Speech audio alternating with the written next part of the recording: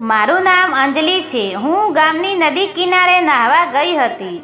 ડૂબકી મારીને નીકળી ત્યારે મારી સામે એક અજાણ્યો માણસને જોઈને મારો ચહેરો શરમથી લાલ થઈ ગયો. કારણ કે હું સફેદ સાડીમાં હતી. મેં તેને ત્યાંથી જવાનું કહ્યું, પરંતુ તે મને જોઈને મારી નજીક આવ્યો. મને પણ બેચેન થવા લાગી, એટલે મેં તેને ઉપાડીને બંગલામાં લઈ આવ્યો. પછી મારી સાથે હું એક વિધવા છું અને વિધવાની લાગણી વ્યક્ત કરવા જઈ રહી છું.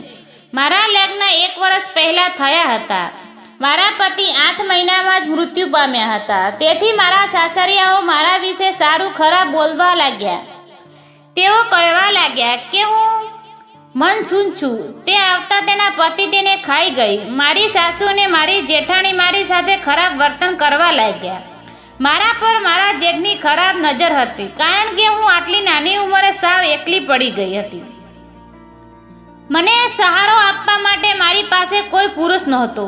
હું આખી રાત રડતી અને વિચારતી કે હું ભરી જવાનીમાં વિધવા થઈ ગઈ. મારા દિલની વાત સાંભળનાર કોઈ ન હતું. મારી જેઠાણી પણ જાણી ગઈ હતી કે મારા જેઠ મારા પર ખરાબ નજર રાખે છે. તેથી ખરાબ મારા માટે જીવન મુશ્કેલ બનાવ્યું હતું. તે ઈચ્છતી હતી કે હું મારા સસરાનું ઘર છોડીને મારી માતા પાસે પાછી જાઉં. હું આખો દિવસ ઘરનું બધું કામ કરતી. તે પછી પણ મારી સાસુ અને જેઠાણી એ મને ટોણા મારવાનો એક પણ તક છોડી નહીં. મારી માતાનો પરિવાર પણ ખૂબ જ ગરીબ હતો. અમે 4 બહેનો અને 1 ભાઈ હતો. હું ઘરમાં સૌથી મોટી હતી. મારા માતા પિતાએ ખૂબ જ મુશ્કેલીથી મારા લગ્ન કરાવ્યા અને મારા 3 મહિનો છે એ લગ્નના લાયક છે. હું મારા ઘરે જઈને બેસીશ તો તેમને શું થશે? આ વિચારીને મારું હૃદય ભાગી ગયું. જ્યારે પણ મારા જેઠને મોકો મળતા ત્યારે તેઓ મારી નજીક આવતા અને મને પૂછતા કે હું મારા દિવસોમાં એકલા કેવી રીતે પસાર કરી શકી. એક દિવસ ઘરે કોઈ ન હતું. મારા જેઠ ઘરે આવ્યા ત્યારે હું એકલી હતી. તેણે મને કહ્યું કે આજે ઘરે કોઈ નથી. મને ખબર છે કે તું કેટલી ચિંતામાં છે, પણ તારી જેઠાણીના ડરને કારણે મને તારી જરૂરિયાત પૂરી કરવાનો મોકો મળતો નથી. હું અંદરથી ખૂબ જ એકલી હતી અને હું મારી યુવાની કેવી રીતે પસાર કરીશ તે વિશે વિચારતી હતી. પરંતુ હજુ પણ મારા જેઠ વિશે આ વિચાર રાખ્યા ન હતા. મને મારા જીવનમાં એક એવો માણસ જોઈતો હતો કે જે મને સ્વીકારે અને ફરી લગ્ન કરે. હું કોઈ ગેરકાયદેસર સંબંધ ઈચ્છતી ન હતી. હું છેલ્લા 8 મહિનાથી એકલી રાત વિતાવતી હતી. તે જાણતા કે જેઠની મારા પર ખરાબ નજર છે, તે જણાવતા છતાં હું કોઈ પણ મર્યાદા તોડવા માંગતી ન હતી. કારણ કે એકવાર સ્ત્રીનો બદનામ થઈ જાય તો તે સમાજમાં પોતાનો ચહેરો બતાવવા લાયક નથી રહેતી. હું શહેરની છોકરી નહીં, પણ ગામડાની છોકરી હતી. ગામડામાં મારું જીવન મુશ્કેલ બની જશે અને બધા ખોટા લોકો મારા પર નજર રાખી બેસી રહેશે. મેં કહ્યું કે જેઠજી, તમે જે કહો છો તે બરાબર નથી. તમે અહીંથી ચાલ્યા જાઓ. ભલે હું અંદરથી એકલી છું, પરંતુ હું તમને તે આપી શકતી નથી જે તમે મારી પાસેથી ઈચ્છો છો. મારો જેઠ મને ખૂબ જ આચરણ સાથે જોવા કહેવા લાગ્યો, તું હંમેશા મારી સામે તાકી રહે છે. મને તને જોઈએ છે. જ્યારે પણ હું તારી પાસેથી પસાર થાઉં છું, તું મને જોતી રહે છે. તારા મનમાં શું છે તે બધું હું જાણું છું. તો પછી આજે નખરા કેમ દેખાડે છે? હું મનમાં વિચારવા લાગી કે કદાચ કામ કરતી વખતે મારી નજર તેના તરફ જતી હશે. આ મારી એકલતા હતી. હું ઈચ્છતી હતી કે કોઈ મને પણ જુએ. મનુષ્યો માટે આ ખૂબ જ સ્વાભાવિક છે, પણ કોઈનો જવાબ અને તેની સાથે સંબંધ બાંધવામાં ઘણો ફરક છે. મેં તેમને સ્પષ્ટ ના પાડી. આ કારણે તે ઘણી મુશ્કેલીમાં મુકાઈ ગયા હતા. તેના કારણે હું અત્યાર સુધી આ ઘરમાં રહી હતી. નહીતર બાકીના પરિવારે મને અહીંથી કાઢી મૂકવાનો હતા. તેથી મેં નાયા કહ્યું કે તરત જ મારા પર મુસીબતનો પહાડ આવી ગયો. તેઓ મને ઘરની બહાર ધકેલી દીધી. મજબૂરીના હું માતા પિતાના ઘરે આવી. મારા માયકાવાળાએ પંચાયતનું યોજનામાં કરવા માંગતા હતા. તેને લાગ્યું કે તે મને તેના ઘરની બહાર કાઢી ન શકે. મારા સાસરિયાઓના ઘરમાં બીજા કોઈને જેટલો અધિકાર છે તેટલો જ મારો અધિકાર છે, પણ હું મારા સાસરે જવા માંગતી ન હતી, કારણ કે હું ફરીથી જેઠનો સામનો કરવા માંગતી ન હતી. તેથી જ હું મારા માતા પિતાના ઘરે જ રહી હતી. અહીં રહી મેં કામ કરવાનું શરૂ કર્યું. ઈચ્છા વિના પણ મારી નજર ગામડાના લોકો તરફ જતી રહેતી. મેં વિચાર્યું કે કદાચ કોઈ મને પસંદ કરશે અને મારી સાથે લગ્ન કરશે. વગર લગ્નનો બધો પુરુષ નજીક આવવા હતા, પરંતુ હું બદનામ થવા માંગતી ન હતી. હું મારા સામના સાથે જીવનમાં માંગતી હતી. હું મારા માતા પિતાને મદદ કરી શકું તે માટે કામ કરવાનું શરૂ કર્યું. મારા લગ્ન પછી મારા માતા પિતાએ ફરી ક્યારે મારે લગ્નની વાત ન કરી. તેઓ મારી બહેનો માટે સંબંધ શોધવાનું શરૂ કર્યું. એક પછી એક મારી બહેનના સંબંધ પણ નક્કી થઈ ગયું અને તેના લગ્ન પણ થઈ ગયા હતા. હું મારી માતા પિતા અને મારા ભાઈ સાથે ઘરે રહી ગઈ હતી. ગામની વિધવા સ્ત્રીઓ ઘણીવાર એકલી જ રહેતી હતી. આવી સ્ત્રીઓ સાથે કોઈ લગ્ન કરતું નહોતું. રાતે હું એકલી હતી. હું ખૂબ જ રડતી. મને સમજાતું ન હતું કે મારા જીવનમાં કેવી રીતે વિતાવું. ત્યારે બાજુના ગામની ખબર પડી કે એક જમીનદારના ઘરે કામ મળી રહ્યું છે. હું કામ મળવાના આશા સાથે ત્યાં આવી હતી. મને મારા ગામના રહેવાનું મન ન થતું. એક ખાલીપને મારા જીવને એટલી હવે દય ઘેરી લીધું હતું કે મારો શ્વાસ ફૂટાવા લાગતો હતો. હું કોઈ પણ ભાગે માણસની નજીક જવા માંગતી હતી.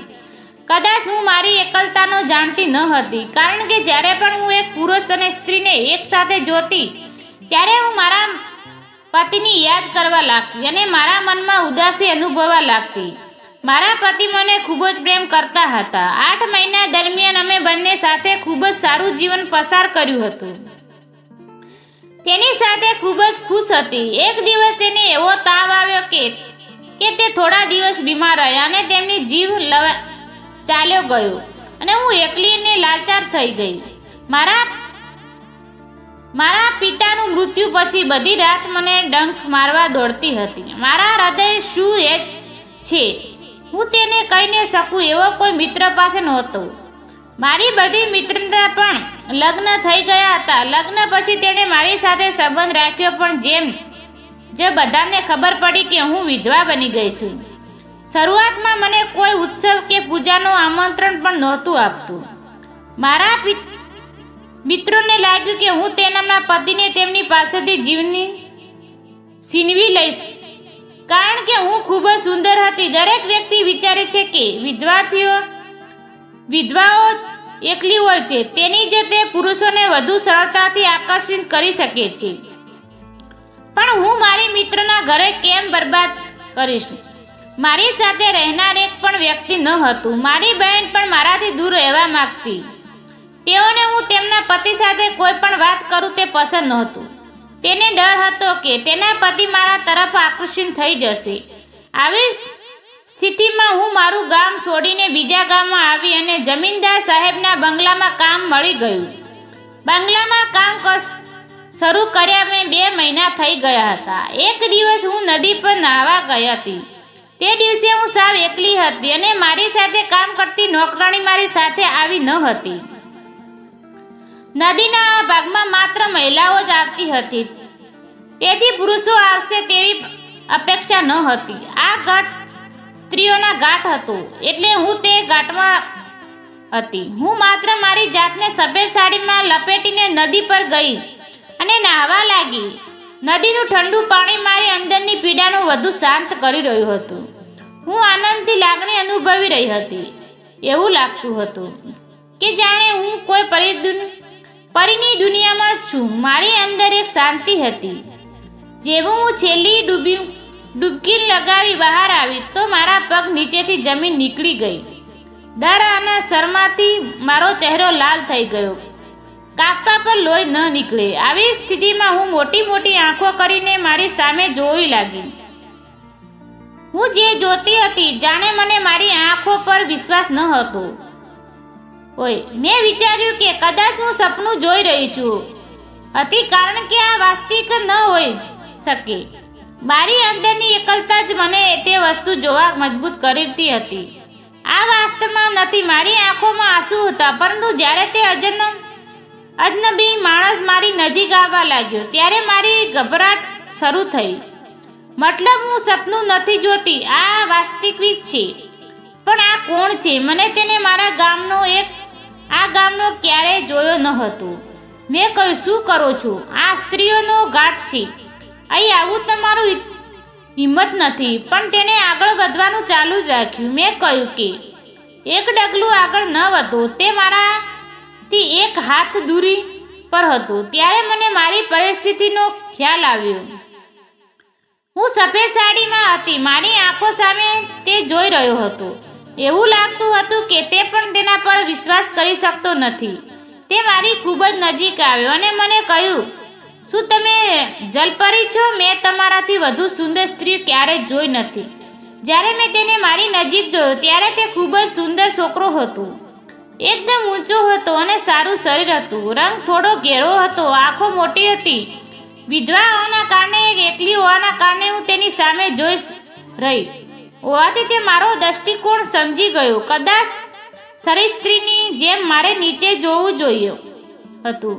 આ પહેલાં મારી સાથે ક્યારેય આવું બન્યું ન હતું. મારા પતિનું અવસાન પછી એક જેઠ હતો જેણે મારી નજીક આવવાનો પ્રયત્ન કર્યો, જેને મેં ના પાડી. અને પહેલી વાર જ્યારે કોઈ મારી સામે જોઈ રહ્યું હતું ત્યારે હું પણ અંદરથી બેચેન અનુભવવા લાગી. જ્યારે તે મારી નજીક આવ્યો અને મને સ્પર્શ કર્યો ત્યારે હું સંપૂર્ણપણે ડરી ગઈ. મારો શ્વાસ ઝડપથી બની રહ્યો હતો. હું સમજી શકતી ન હતી કે મારી સાથે શું થઈ રહ્યું છે. મને ઉપાડીને તેના બંગલામાં આવ્યો. તે અમારા ઠાકુરનો પુત્ર હતો. તે મારા પ્રેમમાં પડ્યો અને હું તેની શરણે ગઈ. કદાચ મારું મગજ કામ કરવાનું ભૂલી ગયું હતું.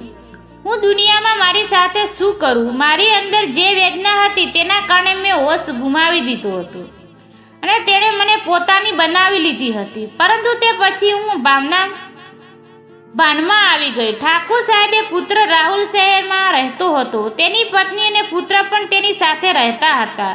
પરંતુ મોટા ઠાકુર સાહેબ ઘણા સમયથી તેમના પુત્રને ગામમાં બોલાવતા હતા, કારણ કે ઠાકુર સાહેબ વૃદ્ધ થઈ રહ્યા હતા.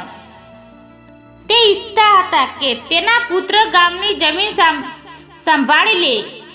એ લગ્ન કરેલા હતા અને મેં એ ભૂલ કરી બેઠી હતી.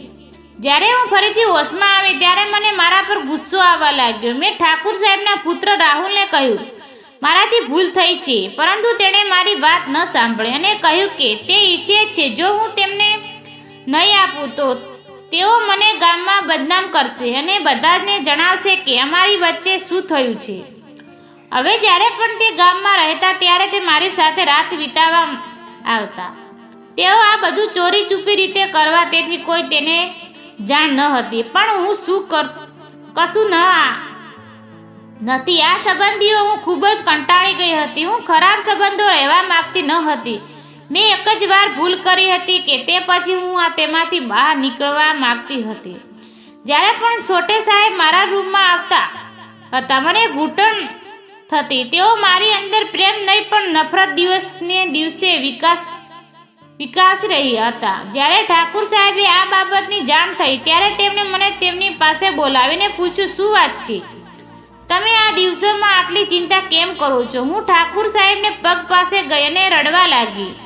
મેં તેને બધું કહ્યું, જે મારી ભૂલ હતી તે પણ જે છોટે સાહેબે કહ્યું હતું. છોટે સાહેબ ગામમાં આવ્યા ત્યારે મોટા સાહેબ તેમને બોલાવીને કહેવા લાગ્યા, તમે અંજલિ સાથે ખોટું કરો છો. રાહુલ સાહેબે ખૂબ જ નવાઈ લાગી કે તેના પિતાજીની આખી વાત કેવી રીતે ખબર પડી. પણ મોટા સાહેબ પોતાનો નિર્ણય સંભાળવા તેને કહ્યું કે તું અંજલિ સાથે લગ્ન કરી લે અને તેના ગામમાં રહેવા દે. રાહુલે પિતાના સહારા માનવીને મારી સાથે લગ્ન કર્યા. મોટા સાહેબે આ નિર્ણય લીધો હતો જેથી તેમના પુત્ર ગામ સાથે જોડાયેલા રહે. પરંતુ તે પછી મારા પતિ રાહુલ મારી ખૂબ જ કાળજી લીધી અને હું 5 મહિના જ માં બનવાની હતી. તેથી પહેલી પત્ની શહેરમાં રહેતી હતી. તે પણ મને મળવા આવી હતી. જો કે તે મારા અને રાહુલના સંબંધોથી ખુશ નહોતી, પરંતુ તેનો મોટો સાહેબનો નિર્ણય સ્વીકારવાની ફરજ પડી હતી.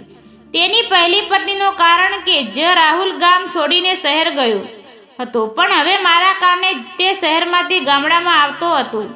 તે મારા પ્રેમમાં હતો. જ્યારથી તેણે મને પહેલી નજરે જોઈ હતી અને હું પણ રાહુલને પ્રેમમાં પડી ગઈ હતી.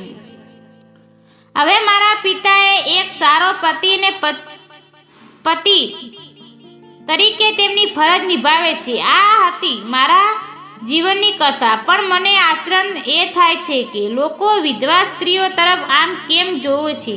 ધન્યવાદ.